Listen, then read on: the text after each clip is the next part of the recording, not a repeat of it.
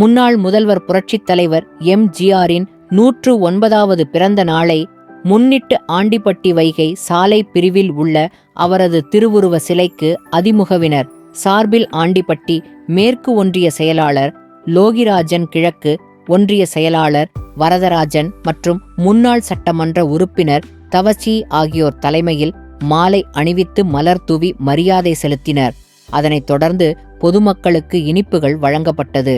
பின்னர் தேனி மதுரை தேசிய நெடுஞ்சாலையில் ஊர்வலமாக சென்ற அதிமுகவினர் நகரின் பல்வேறு பகுதிகளில் வைக்கப்பட்ட எம்.ஜி.ஆரின் திருவுருவ படத்திற்கு மாலை அணிவித்து மலர்தூவி மரியாதை செலுத்தினர்.